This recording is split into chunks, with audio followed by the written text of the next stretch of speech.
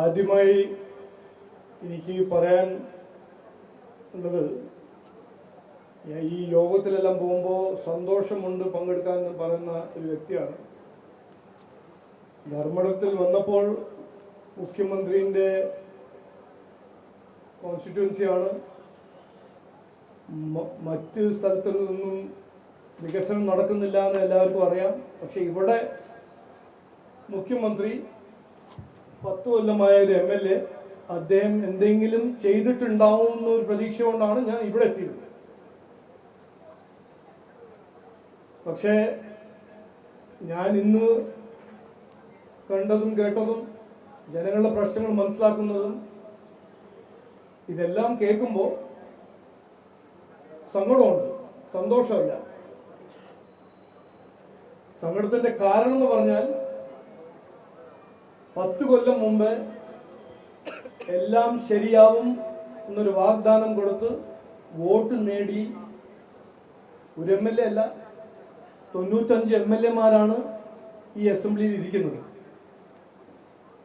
10 കൊല്ലം കഴിഞ്ഞിട്ട് നാടിന്റെ സ്ഥിതി എന്താണെന്ന് എല്ലാവർക്കും അറിയാം.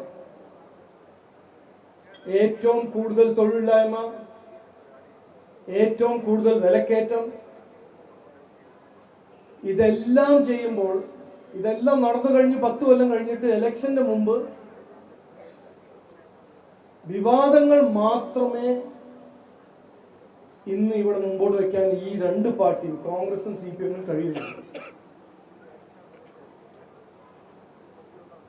ദാരിദ്ര്യമുക്ത സംസ്ഥാനം എന്നാണ് ബഹുമാനപ്പെട്ട മുഖ്യമന്ത്രിയും ധർമ്മടം MLA മുമ്പോട്ട് വയ്ക്കുന്ന ഒരു സ്റ്റേറ്റ്മെന്റ്. ഞാൻ ഇന്ന് 3000 പേരെ ഞങ്ങൾ എല്ലാവരും കണ്ടു. ഈ അദാലത്തിൽ വന്നു. എന്താണ് അവർ ചോദിക്കുന്നത്? പട്ടയം, വീട്, കുടിവെള്ളം, തൊഴിൽ. ഇതാണോ ദാരിദ്ര്യമുക്ത സംസ്ഥാനം? എത്ര പേരാണ് വീട് ചോദിക്കുന്നത്? എത്ര പേര് വീടുണ്ട്, അതിൻ്റെ വീടിൻ്റെ റൂഫില്ല, വീടിൻ്റെ കുടിവെള്ളമില്ല, വീടിന് മുമ്പിൽ റോഡില്ല, വീടുണ്ടെങ്കിൽ തെരുവുനായ ശല്യം പേടിച്ചിട്ട് ഞങ്ങൾ ജീവിക്കുന്നു. മാലിന്യം പരിഹരിക്കാനോ മാലിന്യത്തിൻ്റെ ഒരു സിസ്റ്റം ഇല്ല, ഡ്രെയിനേജ് ഇല്ല. 10 കൊല്ലം ഭരിച്ചു. ഞാൻ എൻ്റെ ഇനോഗ്രൽ സ്പീച്ചിൽ പറഞ്ഞത് ഞങ്ങൾ വിശ്വസിക്കുന്ന ഒരു കാര്യമാണ്. ഞങ്ങൾ രാഷ്ട്രീയം കാണുന്നത് ജനങ്ങളെ ജീവിതത്തിൽ നന്നാക്കാൻ ഒരു അവസരമായിട്ട് കാണുന്നു. ഞങ്ങളുടെ രാഷ്ട്രീയം അതാണ്, വികസനം. വികസനം എന്ന് പറഞ്ഞാൽ ജനങ്ങളുടെ, സാധാരണ ജനങ്ങളുടെ പ്രശ്നങ്ങൾ പരിഹരിക്കുന്ന രാഷ്ട്രീയം. ആ കോൺസ്റ്റിറ്റ്യുവൻസി നാടിനെ നന്നാക്കുന്ന രാഷ്ട്രീയം. അതിനുവേണ്ടി 24 മണിക്കൂർ 365 ദിവസം അധ്വാനിക്കുന്ന രാഷ്ട്രീയക്കാര്.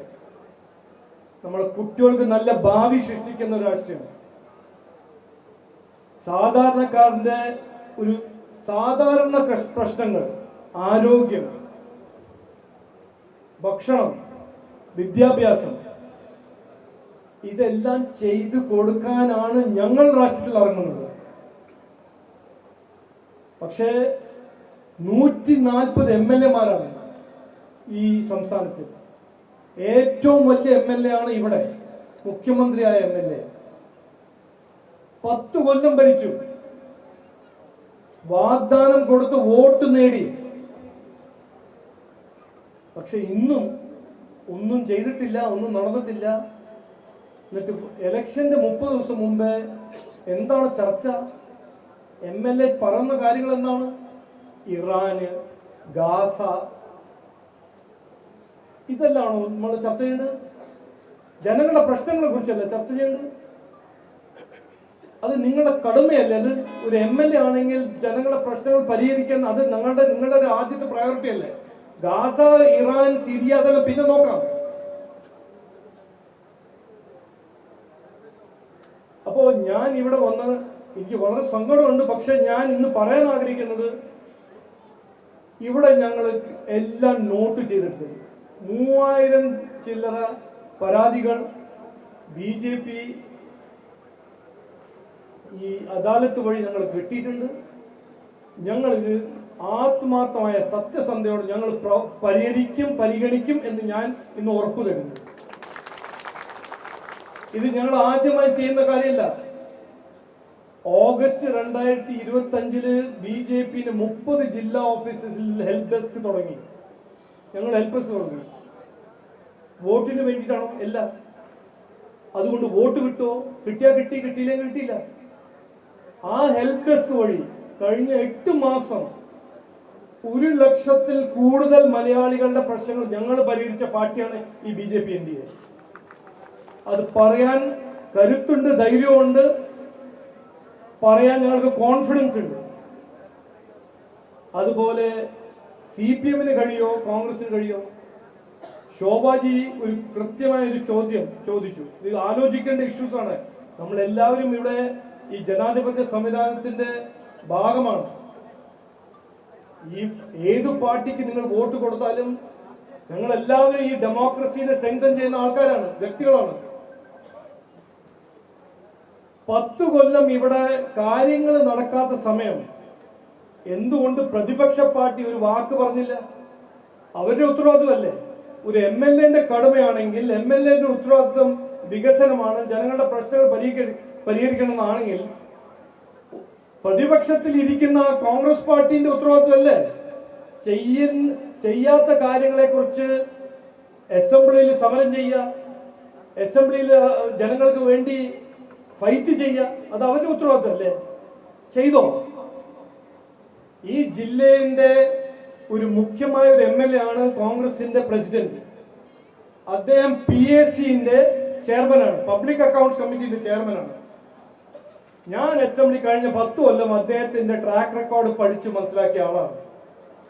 ഒരൊറ്റ വാക്ക് CPM-ന്റെ മിസ്മാനേജ്മെന്റോ ദുർഭരണത്തിനെ കുറിച്ച് സണ്ണി ജോസഫ് പറഞ്ഞിട്ടുണ്ടോ, ചോദിച്ചിട്ടുണ്ടോ എന്ന് ചോദിക്കണം. അത് ഉത്തരവാദിത്വമല്ലേ? അദ്ദേഹത്തിന്റെ ഒരു കടമയല്ലേ? പിന്നെ എന്തിനാണ് പ്രതിപക്ഷ പാർട്ടിയായിട്ട് ഇരിക്കുന്നത് അവിടെ? ഇന്ത്യ അലയൻസിന്റെ ഒപ്പം പരിപ്പുവടം ചായ കഴിക്കാനാണോ ഡൽഹി പോയിട്ട് ഇരിക്കാൻ? അതിനാണോ പ്രതിപക്ഷ പാർട്ടിയായിട്ട് ഇരിക്കുന്നത്? അപ്പൊ ഈ രാഷ്ട്രീയത്തിൽ മാറ്റം വരണം. കൊണ്ടുവരേണ്ടത് ജനങ്ങളാണ്, സാധാരണ ജനങ്ങൾ തീരുമാനിക്കണം. മതിയായി, ഈ വിവാദ രാഷ്ട്രീയം മതിയായി. ഞങ്ങൾക്ക് വേണ്ടത് ഞങ്ങളുടെ ജനമാവകാശം, വികസനം. അതിനുവേണ്ടി BJP NDA തയ്യാറാണ്. ഞങ്ങൾ അധ്വാനിക്കാൻ തയ്യാറാണ്. നിങ്ങളുടെ പ്രശ്നങ്ങൾ പരിഹരിക്കാൻ തയ്യാറാണ്. നിങ്ങൾക്ക് നല്ല ഭാവി സൃഷ്ടിക്കാൻ ഞങ്ങൾ അധ്വാനിക്കാൻ തയ്യാറാണെന്ന് ഞാൻ ഇന്ന് കൃത്യമായി പറയാൻ ആഗ്രഹിക്കുന്നു. രാഷ്ട്രീയത്തിൽ മാറ്റം വരണം, ഭരണം മാറ്റമല്ല. എന്നോട് 2 ദിവസം മുമ്പ് ആരോ ചോദിച്ചു, ഈ CPM കോൺഗ്രസിന്റെ ഭരണശൈലിയെ കുറിച്ച് നിങ്ങളുടെ ഒരു വാക്കിൽ അഭിപ്രായം എന്താണ്? അതില് നമ്മള് ഭരതനാട്യം കേട്ടിട്ടുണ്ടല്ലോ. ഇവര് ചെയ്യുന്നത് ഭരണനാട്യമാണ്, ഇവർ നാടകമാണ് ചെയ്യുന്നത്. ഭരണനാട്യം CPM-ഉം കോൺഗ്രസും ചെയ്തത് 10 കൊല്ലം ഒരു ഭരണനാട്യം. ജനങ്ങൾ ഒരൊറ്റ പ്രശ്നം പരിഹരിക്കാൻ അവർക്ക് താല്പര്യം ഉണ്ടായിരുന്നില്ല. ഇനിയിപ്പോ അത് ചെയ്യാൻ പറ്റൂല, ഇപ്പൊ കഴിവില്ല. അപ്പൊ മാറ്റം വരണം, മാറണം, മാറ്റണം. കേരളം വളരണം എന്നാണ് ഞങ്ങൾ പറയാൻ ആഗ്രഹിക്കുന്നത്. ആ മാറ്റം ഈ ഇലക്ഷനിൽ വരും. BJP ഭരണത്തിൽ വന്നാൽ ഈ വികസിത കേരളം ഞങ്ങളുടെ സ്വപ്നം ഞങ്ങൾ യാഥാർത്ഥ്യമാക്കാൻ BJP NDA ഉണ്ടാവും എന്ന് പറഞ്ഞ് ഞാൻ നിർത്തുന്നു. നമസ്കാരം.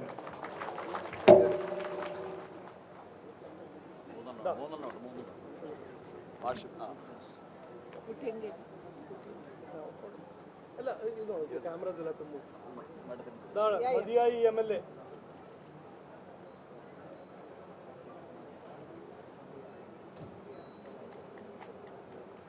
അപ്പം മതിയായി MLA. മാറ്റം തുടങ്ങാം. ധർമ്മടത്തിൽ ഇന്ന് മാറ്റം തുടങ്ങും.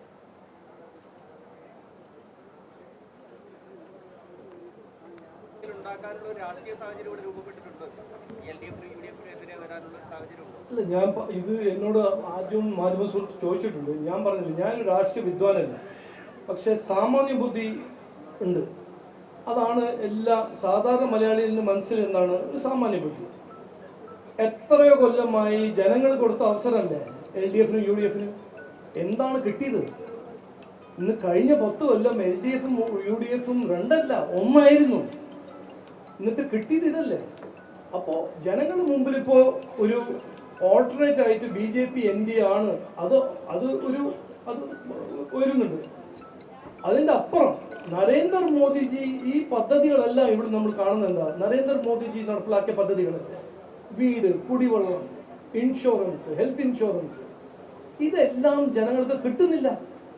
അപ്പൊ ഡബിൾ എഞ്ചിൻ സർക്കാരിന്റെ ഗുണം, ഡബിൾ എഞ്ചിൻ സർക്കാരിന്റെ ഫലം എന്തായിരിക്കും ജനങ്ങളുടെ മനസ്സിൽ കയറുന്നുണ്ട്. ഇപ്പോൾ അതുകൊണ്ടാണ് തിരുവനന്തപുരം കോർപ്പറേഷൻ പിടിക്കുന്നത്. അതുകൊണ്ടാണ് ഈ ലോക്കൽ ബോഡീസ് എത്രയോ സ്ഥലത്ത് ഞങ്ങൾ ജയിച്ചിരിക്കുന്നത്.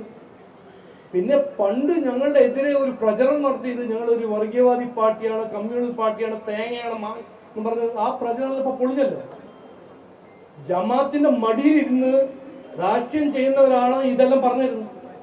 അപ്പോ ആരാണ് ഈ നാട്ടിന്റെ എതിരെ പ്രവർത്തിക്കുന്നത്, ആരാണ് നാട്ടിനും നാട്ടിന്റെ ജനങ്ങൾക്ക് വേണ്ടി പ്രവർത്തിക്കുന്നത് ജനങ്ങൾ മനസ്സിലായിട്ടുണ്ട്. അപ്പൊ ഞങ്ങൾക്കൊരു സംശയമില്ല, ജനങ്ങൾ ആഗ്രഹിക്കുന്നത് മാറ്റമാണ്. ഇന്നത്തെ ഒരു അവസരവാദ രാഷ്ട്രീയമല്ല ജനങ്ങളുടെ ആവശ്യം. ഇനിയിപ്പോ വികസനമാണ് വേണ്ടത്. വികസനം വികസനം വികസനം വികസനം. അത് ഞങ്ങൾ ചെയ്യാൻ തയ്യാറാണ്, തരാൻ തയ്യാറാണ്. അത് ഞാൻ അതിനെക്കുറിച്ച് എത്രയോ തവണ എന്നോട് ചോദിച്ചതാണ്. എന്നോട് ചോദിച്ചാൽ 140 സീറ്റിൽ ഞങ്ങൾ സാധ്യത കാണുന്നു. കാരണം 140 സീറ്റിൽ ജനങ്ങൾ മാറ്റം ആവശ്യപ്പെടുന്നു. ധർമ്മടത്തിന് തുടർന്ന് തിരുവനന്തപുരം വരെ എല്ലാ മണ്ഡലത്തിലും നിങ്ങൾ ജനങ്ങളോട് ചോദിച്ചാൽ മതിയായി എന്നാണ് അവർ പറയുന്നത്. അല്ല അല്ല അങ്ങനെയല്ല. അവിടെയും പോകും പേടിക്കണം. തീരുമാനിച്ചിട്ടുണ്ട്, അവിടെ പോവും. ഒരു പേടി ഉണ്ടാവണ്ട. എല്ലാ ഈ കോട്ട എന്ന് പറയുന്നില്ലേ, ഈ കോട്ട, എന്നോട് ആദ്യം പറഞ്ഞു ഇതൊരു കോട്ടയാണ്. എന്ത് കോട്ട? ഇത് മഹാരാജാവാണോ ഇവിടെ കോട്ട? ഈ ജനങ്ങളല്ലേ, ജനാധിപത്യ സംവിധാനമല്ലേ ഇവിടെ? എന്ത് കോട്ട? ജനങ്ങൾക്ക് വേണ്ട കുടിവെള്ളം, വീടും, ഒരു ജീവിക്കാനൊരു നല്ലൊരു അവസ്ഥ. അപ്പോൾ അതെല്ലാം പണ്ട് കാലത്തെ രാഷ്ട്രീയമല്ല. ഇതെല്ലാം മാറും, ജനങ്ങൾ മാറ്റും, ഈ ഇലക്ഷനിൽ മാറ്റും.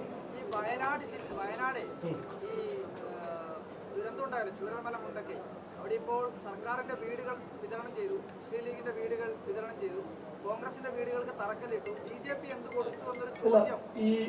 ഈ ഭരണനാട്യം ഉണ്ടല്ലോ, ഈ ഇലക്ഷന്റെ മുമ്പ് 10 കൊല്ലം ഒന്നും ചെയ്യുന്നില്ല. ഇലക്ഷന്റെ 4 ദിവസം മുമ്പ് ഈ നാടകം, ഞങ്ങളുടെ രീതി അതല്ല.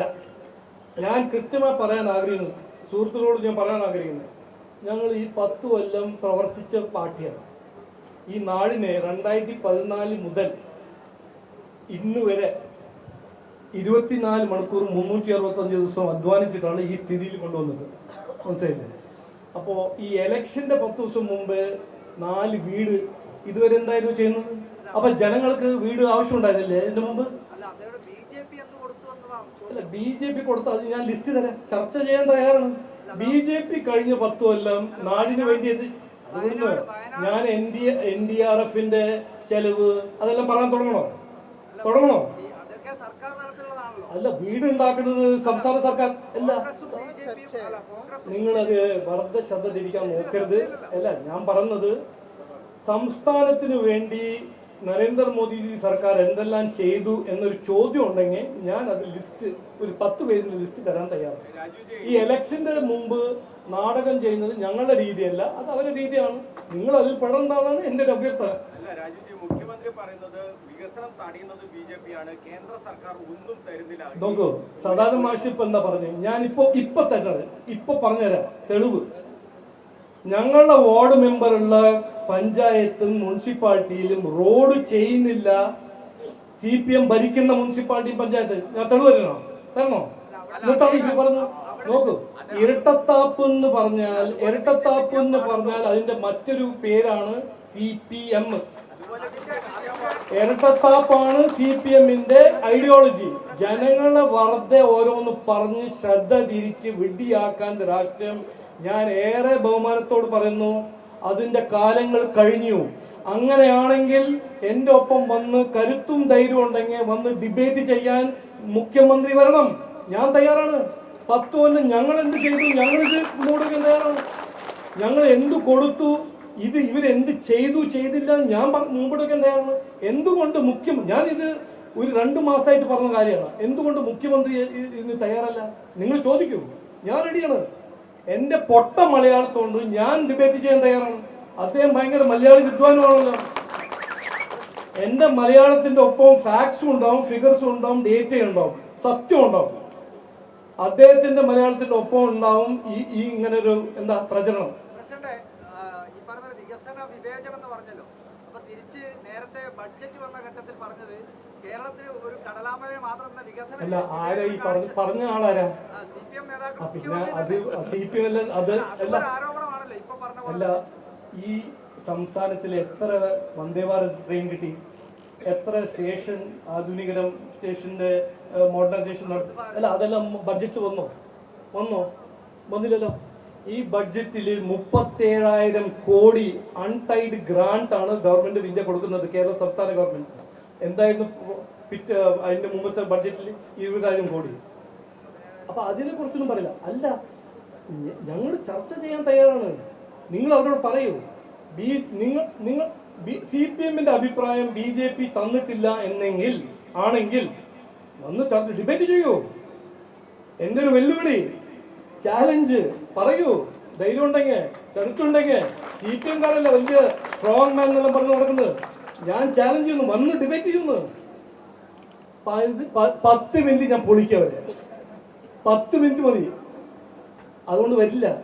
ഇപ്പൊ തന്നെ പറഞ്ഞുതരാം, വരില്ല ഡിബേറ്റിന്. യുദ്ധവുമായി ബന്ധപ്പെട്ട് ഇപ്പോൾ വലിയ രീതിയിലുള്ള ഭീതി എല്ലായിടത്തും ഉണ്ട്. ഗൾഫിൽ നമ്മുടെ മലയാളി ആളുകൾ, പ്രവാസികൾ ഇഷ്ടം പോലെയുണ്ട്. അപ്പോൾ നമ്മൾ അതിനെക്കുറിച്ച് മുഖ്യമന്ത്രിയും CPM-ഉം കോൺഗ്രസും ഒക്കെ ഇറാൻ ഗാസ എന്നൊക്കെ പറയുന്നത് ഏത് രീതിയിലാണ് തെറ്റാവുക?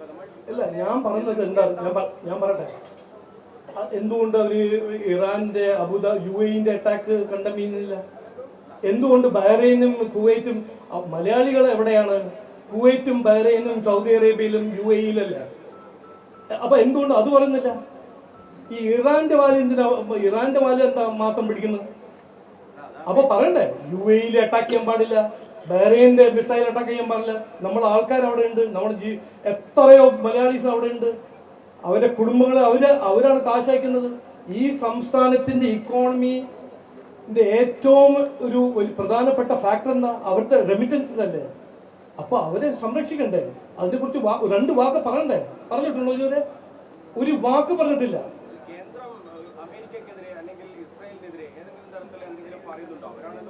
അല്ല, കേന്ദ്രം പറഞ്ഞത് എന്താണ്? അത് റഷ്യ യുക്രൈനും വാറിലും ഈ വാർ പറഞ്ഞു ഇത് വാറിന്റെ സമയമല്ല. പ്രധാനമന്ത്രി മോദിജി കൃത്യമായി പറഞ്ഞു, ഇത് വാറിന്റെ സമയമല്ല. എന്തെങ്കിലും ഇങ്ങനെ ഒരു ഡിസ്പ്യൂട്ട് ഉണ്ടെങ്കിൽ ചർച്ച ചെയ്തിട്ട് അതിന്റെ സമാധാനം നമ്മൾ കണ്ടുപിടിക്കണം എന്നാണ് നമ്മുടെ പൊസിഷൻ, ആദ്യം മുതൽ ഇന്ന് വരെ. APCC പ്രസിഡന്റ് സണ്ണി ജോസഫിനെതിരെ KK ശൈലജയെ നിർത്താനാണ് CPM തീരുമാനിച്ചിരിക്കുന്നത്. പ്രതിപക്ഷ നേതാവ് VD സതീശനെതിരെ ശക്തമായിട്ടുള്ള സ്ഥാനാർത്ഥി ഉണ്ടാവുമെന്നാണ് CPM അവകാശപ്പെടുന്നത്. ധർമ്മടത്ത് BJP-ക്ക് വേണ്ടി ആരാണ് കരുത്തനായി രംഗത്തിറങ്ങാൻ പോകുന്നത്? അത് ഇലക്ഷന് മുമ്പ് 2 ദിവസം മുമ്പ് നിങ്ങൾ കണ്ടുപിടിക്കും. അന്ന് പറയാം. ഓ, ഉണ്ടാവും. 140 അസംബ്ലി സെഗ്മെന്റിൽ NDA-ന്റെ കരുത്തുള്ള വിന്നബിൾ കാൻഡിഡേറ്റ് മത്സരിക്കും. ഈ കൊള്ളക്കാരെ തോൽപ്പിക്കും എന്ന് ഞാൻ ഇന്ന് പറയാൻ ആഗ്രഹിക്കുന്നു, ഉറപ്പു തരുന്നു. ഓ, നമസ്കാരം.